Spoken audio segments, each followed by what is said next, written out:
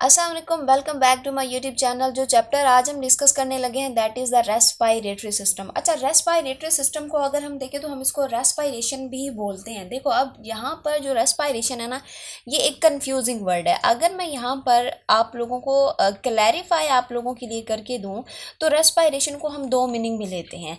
एक मीनिंग में हम क्या कहते हैं कि जिसमें हम क्या कर रहे होते हैं, ऑक्सीजन को क्या करते हैं, इनटेक करते हैं, और कार्बन डाइऑक्साइड को जो है वो क्या करते हैं, एक्सहेल करते हैं। एक तो ये होता है जिसको हम क्या कह रहे होते हैं, ब्रीदिंग कह रहे होते हैं। ठीक है, तो ये हमारे पास एक रेस्पायरेशन है। लेकिन दूसरी रेस्पायरेशन हमारे पास वो होती है कि जिसमें हम क्या करते हैं, ऑक्सीजन की प्रेजेंस में जो ग्लूकोज होता है उसकी क्या कर देते हैं, उसकी ब्रेक डाउन कर देते हैं। और इसको हम क्या कहते हैं, इसको हम कहते हैं सेलुलर सेलुलर रेस्पायरेशन। ठीक है, तो ये सेलुलर रेस्पायरेशन। तो अब आपको पता होना चाहिए कि रेस्पायरेशन में हमारे पास ब्रीदिंग कौन सा रेस्पायरेशन है और हमारे पास सेलुलर रेस्पायरेशन में कैसा हमारे पास रेस्पायरेशन है। नेक्स्ट हम यहाँ पर डिस्कस करते हैं कि जब हम एयर को एंटर करवाते हैं अपनी बॉडी में तो वो कौन कौन सा पाथवे फॉलो करके हमारे लंग्स तक जाती है। तो सबसे पहले हम यहाँ पर फ्लो चार्ट को डिस्कस करते हैं। सबसे पहले अगर आप लोग देखो तो आप लोगों की बॉडी के ऊपर एक ऑर्गन है जिसको हम क्या कहते हैं, नोज कहते हैं। तो नोज जो है वो आउटरली प्रेजेंट होता है, इसीलिए यहाँ पर हम सबसे पहले बात स्टार्ट करेंगे यहाँ पर एक्सटर्नल नॉस्ट्रिल से। ठीक है, यानी कि जो हवा है सबसे पहले जो है वो नॉस्ट्रल से, यानी कि आपका जो नोज है उसकी जो दो ओपनिंग दिखाई देती हैं दैट इज द नॉस्ट्रल्स।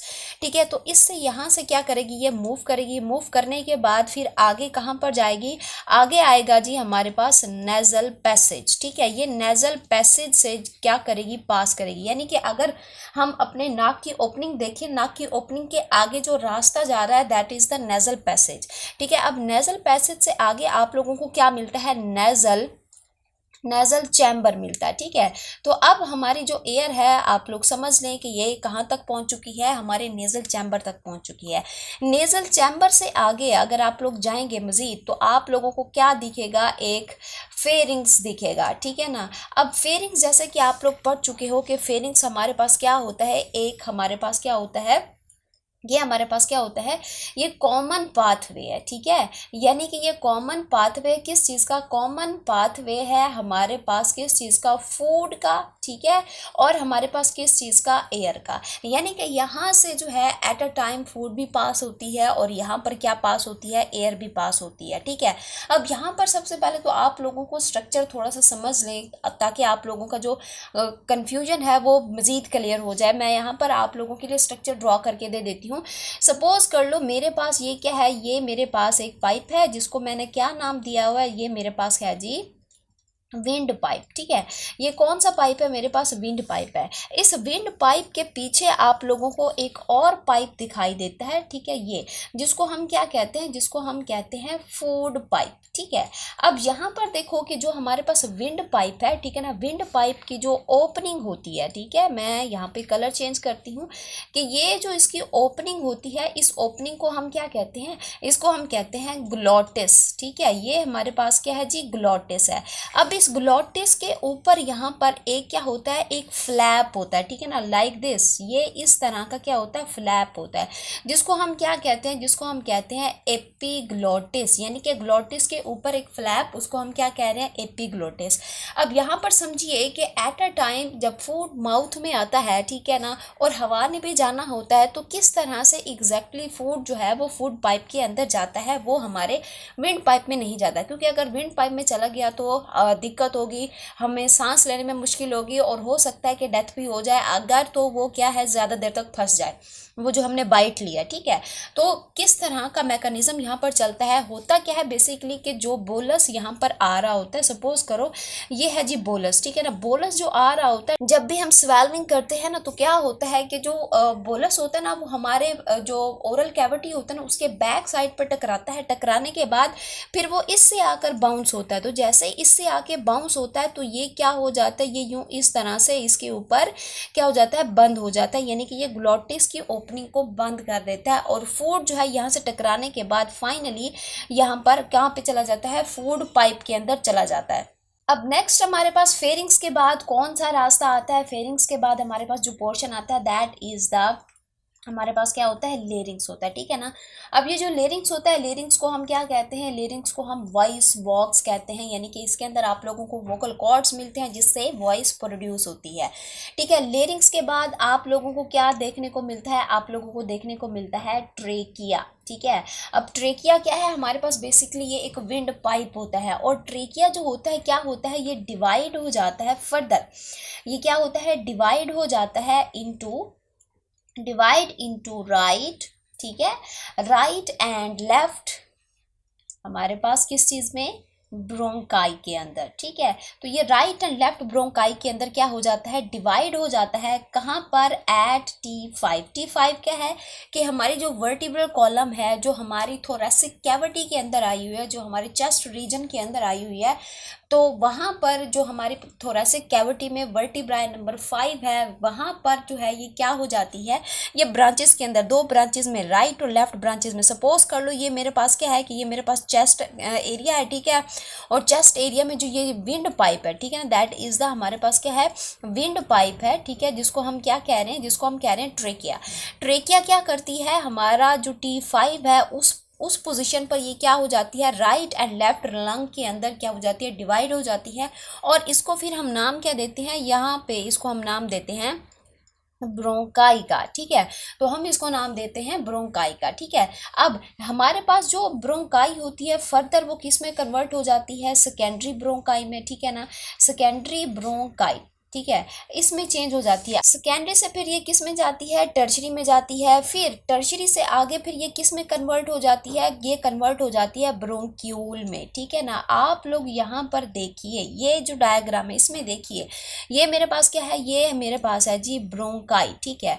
अब ब्रोंकाई है, ब्रोंकाई फर्दर डिवाइड होगी प्राइमरी में, ठीक है ना, प्राइमरी से फिर किस में जाएगी, सेकेंडरी में, सेकेंडरी से फिर किस में जा रही है, टर्शरी में, ठीक है। तो ये क्या है कि ब्रोंकाई मजीद अपनी ब्रांचेस में कन्वर्ट होगी, जिसको हम कहेंगे primary, secondary, tertiary bronchi. Bronchi से फिर ये किस में कन्वर्ट हो जाती है, आगे छोटी छोटी मजीद नालियों में कन्वर्ट हो जाती है, जिसको हम क्या कहते हैं, ब्रोंक्यूल कहते हैं। अच्छा, ये ब्रोंक्यूल से आगे ये किस में कन्वर्ट हो जाती है, एल्वियोलाई के अंदर, ठीक है ना।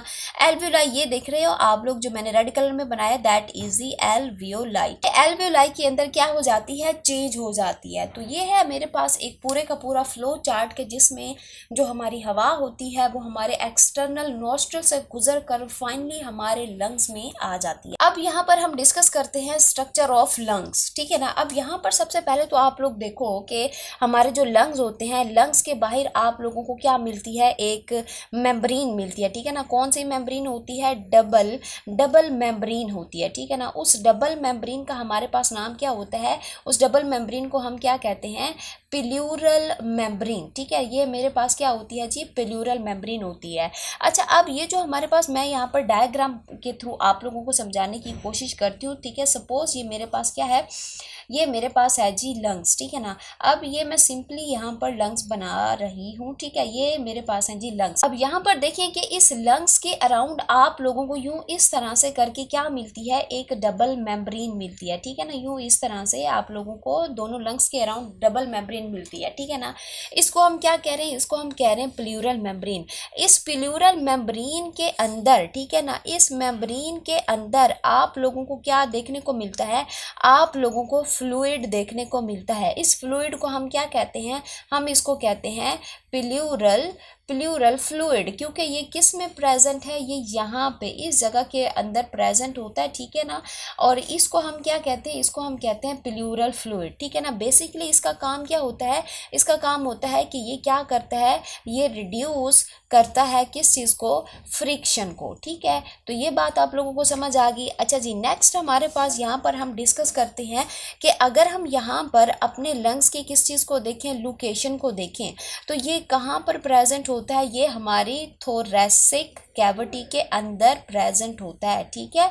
ये किस में होता है, थोरेसिक कैविटी के अंदर प्रेजेंट होता है। और यहाँ पर अगर इसकी किस चीज़ की बात करें, हम शेप की बात करते हैं, तो शेप इसकी किस तरह की होती है, कोनिकल शेप होती है, ठीक है। और कलर की बात करें हम यहाँ पर, ठीक है। कलर की बात करें तो एट बर्थ हमारे जो लंग्स होते हैं, ठीक है ना, उनका जो कलर जिस तरह का होता है वो कैसा होता है, वो होता है जी पिंकिश। ठीक है, तो ये पिंकिश कलर के अंदर आप लोगों को दिखाई देते हैं जब हम पैदा होते हैं। ठीक है, क्योंकि ये न्यूली फॉर्म्ड होते हैं, लेकिन जैसे जैसे हम जो है वो अपने लंग्स को यूज़ करना स्टार्ट करते हैं, ठीक है, क्योंकि आपको पता है कि जो एयर होती है उसमें सिर्फ ऑक्सीजन और कार्बन डाइऑक्साइड नहीं होती, उसमें हमारे पास डस्ट पार्टिकल भी होते हैं, बैक्टीरियाज भी होते हैं, बहुत कुछ होता है।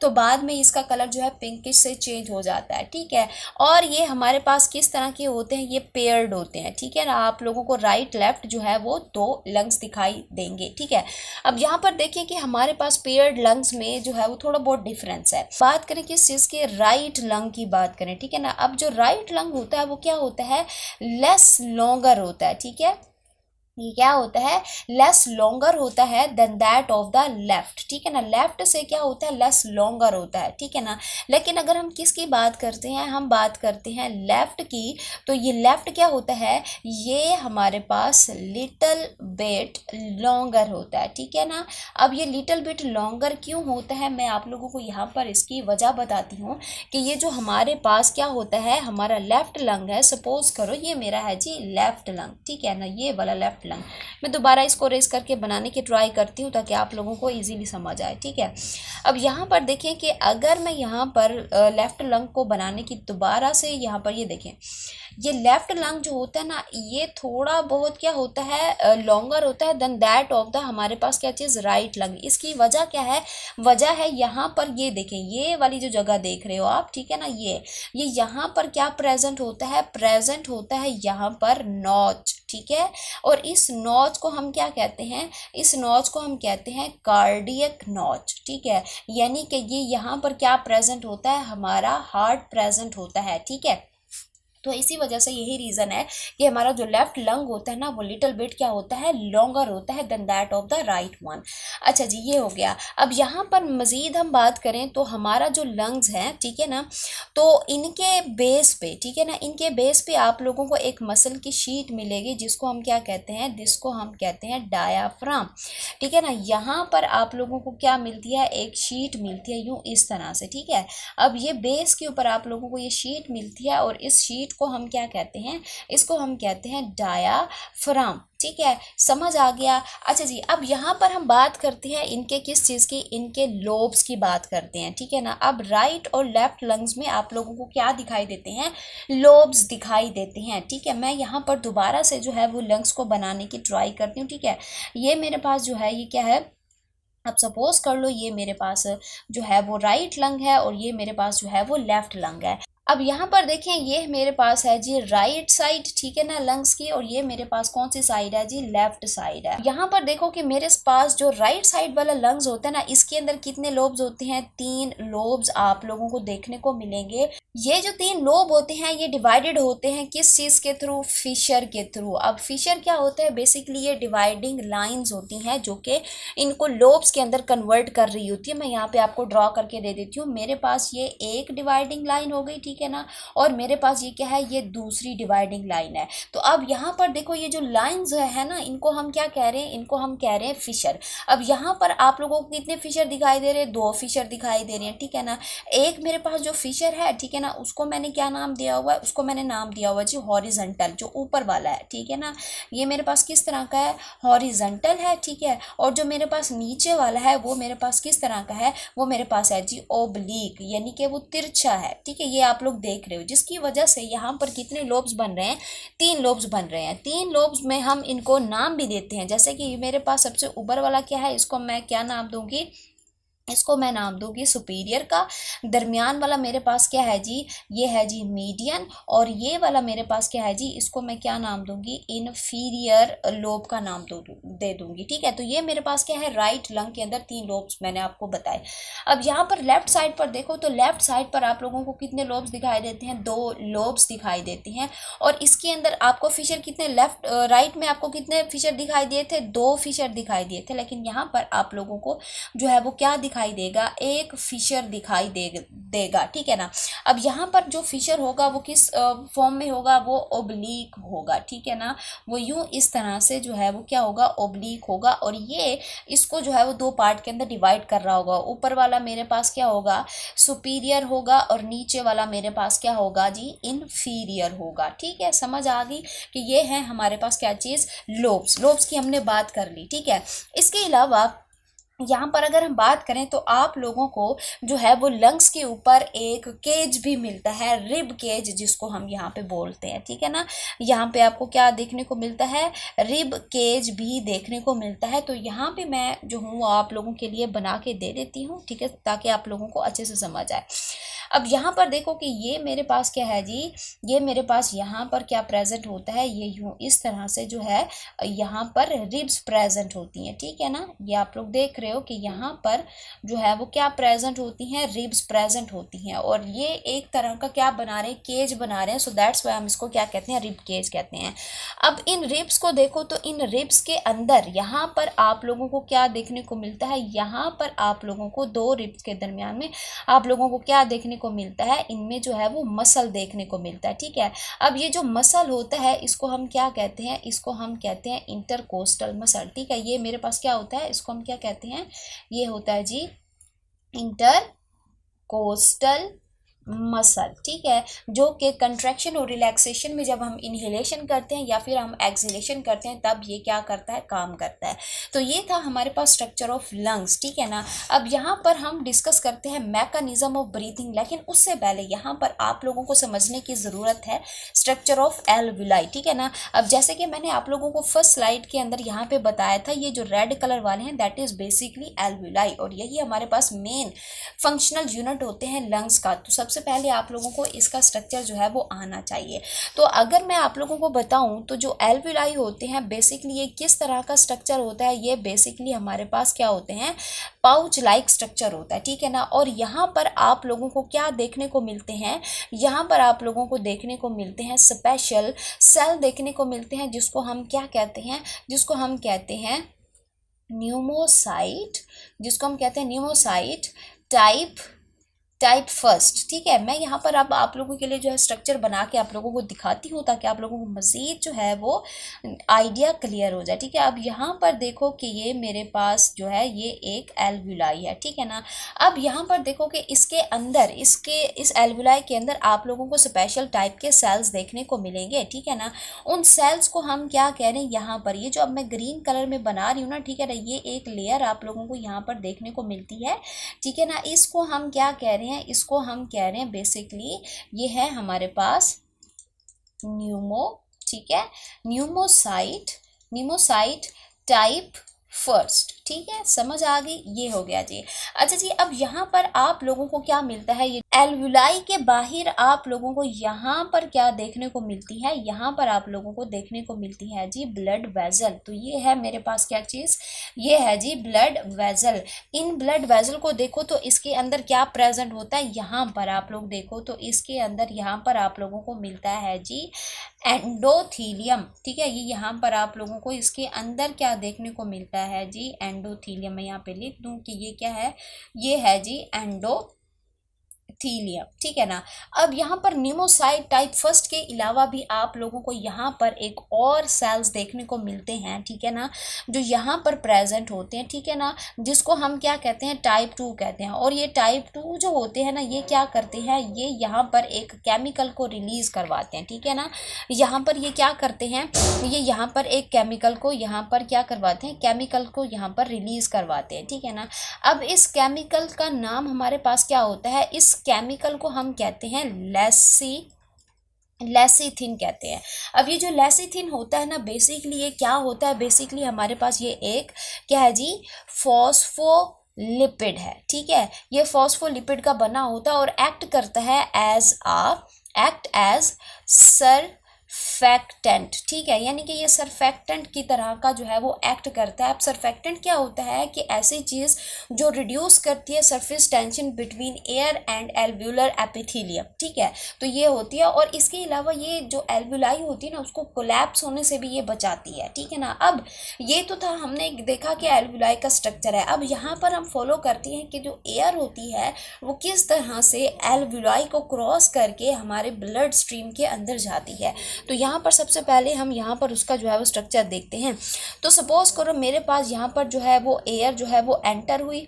एयर कहाँ पर आ चुकी है, यहाँ इस एल्व्यूलाई के अंदर आ चुकी है। अब सबसे पहले जो एयर है वो क्या करेगी, वो एयर इस मेम्ब्रेन्स को क्या करेगी, क्रॉस करके ये इस स्पेस पर आएगी, ठीक है। ये ऑक्सीजन जो है सबसे पहले एल्व्यूलाई की जो मेम्ब्रेन्स है उसको क्रॉस करेगी, उसके बाद स्पेस में जाएगी। स्पेस में जाने के बाद ही वो किसके अंदर एंटर हो पाएगी, हमारी ब्लड वेसल के अंदर यहाँ पर एंटर हो पाएगी। अब यहाँ पर देखो कि एक ऑक्सीजन के मॉलिक्यूल को 3 चीज़ें क्रॉस करनी होती हैं, यानी कि 3 बैरियर्स जो है वो क्रॉस करने होते हैं। मैं यहाँ पर एक लाइन के थ्रू आप लोगों को समझाने की कोशिश करती हूँ। तो अब ये जो 3 बैरियर्स होती हैं, ठीक है ना, ये जो हमारे पास क्या है, एल्व्यूलाई लाइन है, ये स्पेस है, और फिर हमारे पास ब्लड वेसल है। इसको हम कलेक्टिवली पता है क्या कहते हैं, इसको हम कहते हैं, ये हमारे पास क्या है, ये हमारे पास है जी रेस्पिरेटरी मेम्ब्रेन, ठीक है। अब मुझे यहाँ पर एक सवाल आप लोगों ने कमेंट बॉक्स के अंदर उसका जवाब देना है कि अगर ऑक्सीजन को जो है वो ब्लड वेसल के अंदर जाना पड़े तो क्या इस मेम्ब्रेन को, जो जिसको मैंने अभी कहा कि रेस्पिरेटरी मेम्ब्रेन, इसको थिन होना चाहिए कि इसको थिक होना चाहिए, ठीक है, कि जिससे वो क्या कर सके, इजीली जो है वो ब्लड वेसल के अंदर जा सके। अब यहाँ पर हम नेक्स्ट डिस्कस करते हैं मैकेनिज्म ऑफ ब्रीदिंग। सबसे पहले तो ब्रीदिंग को समझो, ब्रीदिंग क्या होती है। ब्रीदिंग बेसिकली हमारे पास क्या होता है, एक्सचेंज ऑफ, ठीक है, इसको हम क्या कहते हैं, एक्सचेंज ऑफ गैसेस, जिसमें हमारे पास क्या आती है, हमारे पास ऑक्सीजन आती है और कार्बन डाइऑक्साइड आती है। अब ये जो मैकेनिज्म ऑफ ब्रीदिंग है इसको हमने कितने फेज में डिवाइड किया है, 2 फेज के अंदर, ठीक है। तो ये हमारे पास किस फेज में होता है, 2 फेज में होता है। एक हमारे पास क्या होता है, एक को हम क्या कहते हैं, एक को हम कहते हैं इनहिलेशन, ठीक है ना। ये हमारे पास क्या होता है, इनहिलेशन होता है, या फिर इसको हम क्या कहते हैं, इंस्पायरेशन। 2 नाम है इसके, ठीक है, और काम इनका एक ही है। ये मेरे पास क्या है, इनहिलेशन या फिर इंस्पायरेशन, और दूसरा मेरे पास क्या होता है, दूसरा मेरे पास होता है एक्सहिलेशन, ठीक है, एक्सहिलेशन, या फिर मेरे पास क्या होता है, एक्सपायरेशन। ये 2 मेरे पास क्या होते हैं, फेजेस होते हैं। अब यहाँ पर मैं आप लोगों को बताऊं कि इन 2 फेजेस के अंदर जितने कंपोनेंट यूज होने हैं, सबसे पहले तो आप लोगों को ये पता होना चाहिए। तो कितने कंपोनेंट यहाँ पर जो है वो ब्रीदिंग मैकेनिज्म में यूज होने हैं, 5। पहला मेरे पास जो है वो क्या है, वो है जी इंटरकोस्टल मसल, यानी कि जो रिब्स के अंदर मसल थे, इंटरकोस्टल मसल, ये इन्वॉल्व होंगे। दूसरा यहाँ पर क्या इन्वॉल्व होगा, दूसरा इन्वॉल्व होगा जी रिब केज, ठीक है, रिब केज इन्वॉल्व होगा। तीसरी जो चीज़ इन्वॉल्व होगी वो हमारे पास क्या है, डायाफ्राम है हमारे पास, ठीक है। जो चौथी चीज़ यूज़ होगी दैट इज़ द वॉल्यूम, ठीक है, वॉल्यूम ऑफ द लंग, ठीक है ना। और जो 5वीं चीज़ है वो क्या यूज़ होगी, वो होगा जी हमारे पास प्रेशर। ये 5 चीज़ें आप लोगों ने जो है इनहिलेशन हो या फिर एक्सहिलेशन हो, इन दोनों में आप लोगों ने बतानी है कि इसमें बेसिकली हो क्या रहा है। तो सबसे पहले मैं आप लोगों को यहाँ पर बताती हूँ क्या चीज़, इनहिलेशन। इनहिलेशन में सबसे पहले तो हम बात करते हैं किस चीज़ की, इंटरकोस्टल मसल की, ठीक है। अब इसमें जो होता है, क्या होता है, जो इंटरकोस्टल मसल होते हैं ना, ये क्या कर जाते हैं, ये कंट्रैक्ट करते हैं, ठीक है, ये क्या कर जाते हैं, कंट्रैक्ट करते हैं। कंट्रैक्ट करने पर इनका जो क्या होता है, रिब केज होता है, ठीक है ना। रिब केज किस फॉर्म में आ जाएगा, रिब केज जो है ये किस में आएगा, ये मूवमेंट शो करेगा, कैसी मूवमेंट को शो करेगा, ये अपवर्ड और फॉरवर्ड मूव होगा, ठीक है ना। ये कैसे मूव होगा, अपवर्ड और फॉरवर्ड मूव होगा, यानी कि ये क्या करेगा, आगे की तरफ आएगा और ऊपर की तरफ जाएगा, ठीक है, फॉरवर्ड मूव करेगा। इस केस में जो डायाफ्राम होगा, ठीक है ना, डायाफ्राम जो होगा ना वो क्या करेगा, वो कंट्रैक्ट हो जाएगा। कंट्रैक्ट होगा तो ये किस शेप में आ जाएगा, ये हमारे पास बिल्कुल क्या हो जाएगा, स्ट्रेट हो जाएगा। स्ट्रेट होगा तो हम इसको नाम दे देते हैं कि ये किस तरह से बन जाएगा, ये यहाँ पर लेस डोम लाइक होगा, ठीक है, ये क्या होगा, लेस डोम लाइक। मैं आपको बना के भी दिखाती हूँ, डोंट वरी, ठीक है। और इससे क्या होगा, यहाँ पर आप लोगों के लिए सबसे पहले तो मैं डायग्राम बना ही देती हूँ, ठीक है ना। ये देखिए, ये एक लंग है, मैं छोटे से बना देती हूँ, छोटी सी डायग्राम बना लेती हूँ। ये लंग्स है, ठीक है ना। अब यहाँ पर देखो कि जो हमारे क्या होते हैं, जो हमारा डायफ्राम होता है ना, ठीक है, डायफ्राम यूँ बिल्कुल क्या हो जाएगा, कंट्रैक्ट होगा और यूँ बिल्कुल सीधा हो जाएगा, ठीक है, ठीक है। अब जब ये सीधा होगा तो इसको हम क्या कहेंगे, लेस डोम लाइक है, यानी कि इसकी हल्की सी क्या बन रही है, डोम बन रही है, इसकी हल्की सी गुंबद बन रही है, ठीक है। और इससे क्या होगा, इससे जो हमारे पास जो लंग्स हैं, ठीक है ना, लंग्स का जो वॉल्यूम है, ठीक है ना, वो क्या हो जाएगा, वो हमारे पास किस तरह का हो जाएगा, ये बढ़ जाएगा, ठीक है ना, वॉल्यूम इसका क्या करेगा, बढ़ जाएगा। लेकिन जो प्रेशर होगा, ठीक है, जो प्रेशर होगा वो क्या हो जाएगा, वो डाउन हो जाएगा, जिससे क्या होगी, जो हवा है वो अंदर की तरफ एंटर हो जाएगी। तो ये इनहेलेशन में 5 चीज़ें आप लोगों ने याद रखनी है। इंटरकोस्टल मसल कंट्रैक्ट होंगे, रिब केज जो है वो अपवर्ड और फॉरवर्ड जाएगा, डायफ्राम कंट्रैक्ट होगा जिससे लेस डोम लाइक वो हो जाएगा, लंग्स का वॉल्यूम कम ज़्यादा हो जाएगा।